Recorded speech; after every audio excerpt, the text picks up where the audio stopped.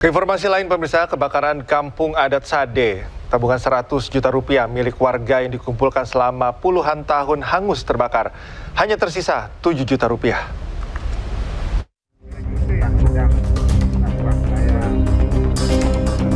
Duka warga kampung Sade tidak hanya kehilangan rumah, namun juga harta dan barang berharga yang hangus akibat kebakaran. Seperti yang dialami salah satu warga, Embul, harus kehilangan uang tunai yang dikumpulkan sejak puluhan tahun lalu. Uang 100 juta, cuman ini yang bisa diselamatkan.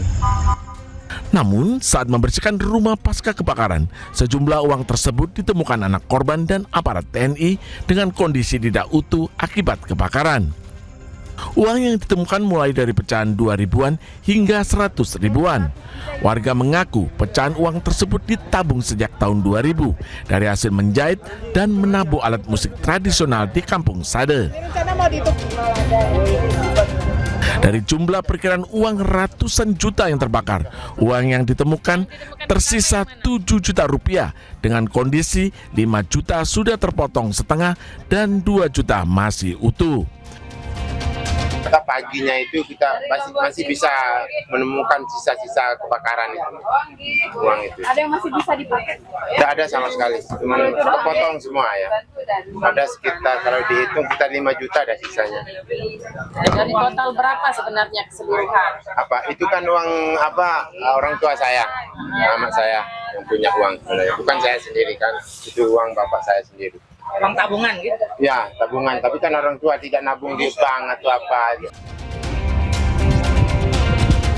Warga bersyukur karena masih diberikan keselamatan. Selanjutnya, uang bekas kebakaran akan coba ditukar di bank dengan harapan uang tersebut dapat diganti dengan uang utuh agar bisa digunakan.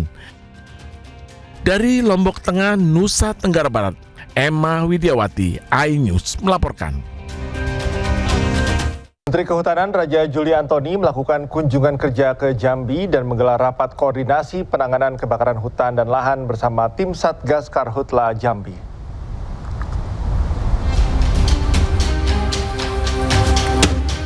Menteri Kehutanan Raja Juli Antoni menggelar rapat koordinasi bersama tim Satgas Karhutla untuk penanganan karhutla yang terjadi di wilayah Provinsi Jambi yang saat ini terus terjadi.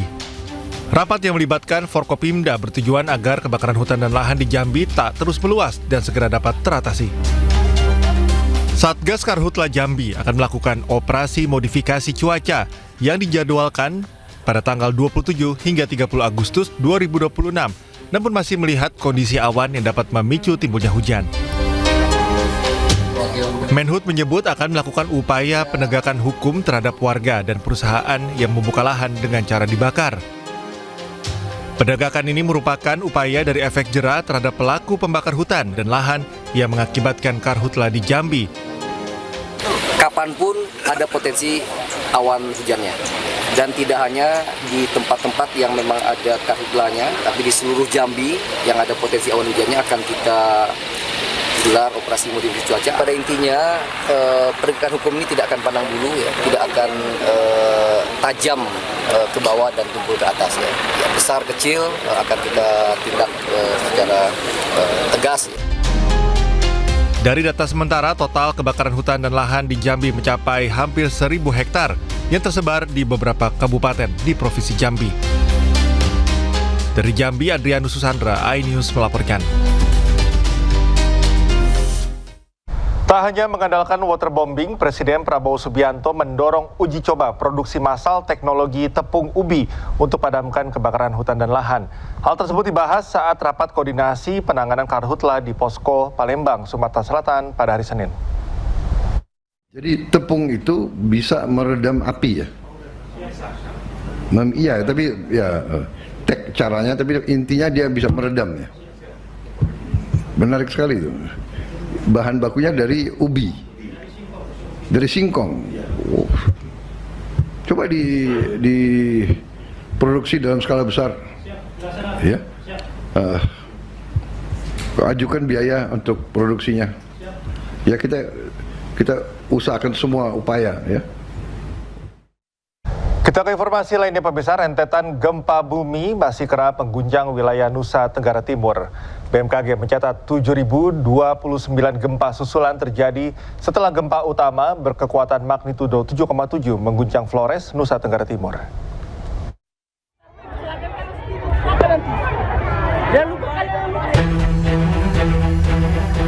Aktivitas gempa susulan Flores masih dalam pemantauan Badan Meteorologi, Klimatologi, dan Geofisika atau BMKG untuk memastikan perkembangan kondisi kegempaan di wilayah Nusa Tenggara Timur. BMKG mencatat gempa susulan terbesar memiliki kekuatan magnitudo 6,2. Dari ribuan gempa susulan, sebanyak 32 gempa memiliki magnitudo di atas 5 dan tidak berpotensi tsunami. Selain itu, 141 gempa susulan dirasakan masyarakat di sejumlah wilayah terdampak. Total gempa susulan yang terjadi sebanyak 7.029 setelah gempa utama magnitudo 7,7 yang terjadi pada 15 Agustus lalu. Masyarakat diminta tetap waspada, namun tidak panik menghadapi aktivitas gempa yang masih berlangsung.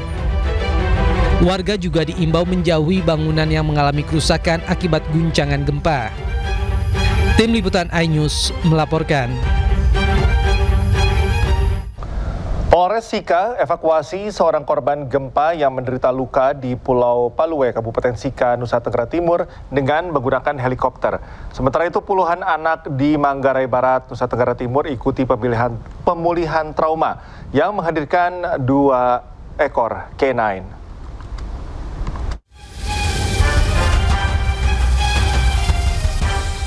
Personel Polri evakuasi korban terdampak gempa bumi Nusa Tenggara Timur dengan menggunakan helikopter Polairut.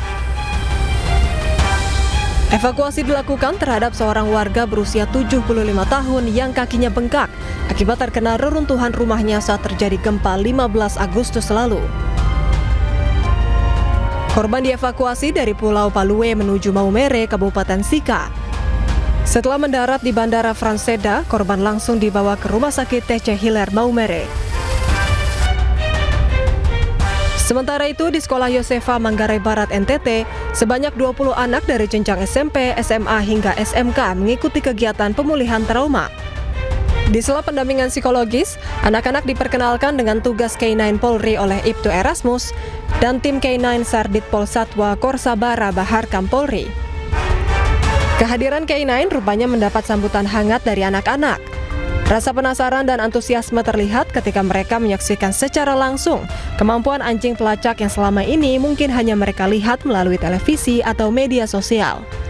Tim Liputan iNews melaporkan. Perubahan desil yang tak sesuai dengan kondisi kesejahteraan keluarga sangat dirasakan salah satu warga di Kabupaten Kulon Progo, Yogyakarta. Keluarga Timbul kini ditetapkan sebagai desil 9, padahal pekerjaannya adalah tukang beca.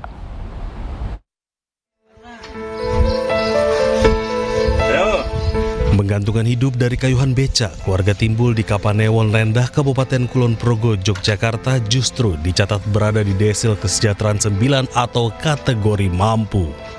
Kejanggalan data ini membuatnya terancam kehilangan hak bantuan sosial serta anak bungsunya terancam putus kuliah. Timbul adalah orang tua tunggal yang harus menghidupi kedua anaknya seorang diri. Dengan fisik yang semakin terbatas, ia hanya mampu bekerja sebagai tukang beca di kawasan Malioboro pada malam hari dengan pendapatan harian yang jauh dari cukup. Timbul baru mengetahui dirinya berada di desil 9 saat sang anak akan mengajukan beasiswa untuk kuliah di balai desa.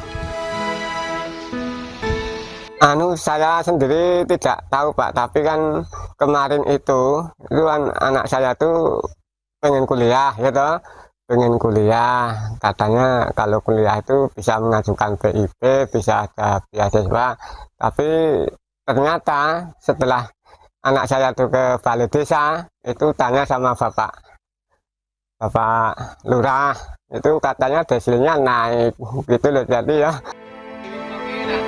Wakil Bupati Kulon Progo, Ambar Purwoko, segera berkoordinasi dengan kantor BPS Kulon Progo untuk meminta klarifikasi dan evaluasi data agar hak bantuan sosial warga miskin tidak terputus akibat anomali data. Memastikan, dan kami harus terjun langsung, apalagi mendengar dengan anak yang tidak bisa sekolah. program kami di Kabupaten Kulon Progo bagaimanapun namanya pendidikan harus diutamakan. Maka dari itu dengan apa yang lagi viral di media sosial mengenai desil tersebut, kami juga tadi sudah berkoordinasi dengan Kepala BPS untuk lebih dipastikan lagi, untuk lebih memastikan lagi. Pihak Pemkab berkomitmen agar mengawal proses revisi data ini secepatnya sehingga keluarga Timbul bisa kembali menerima hak bantuan sosial.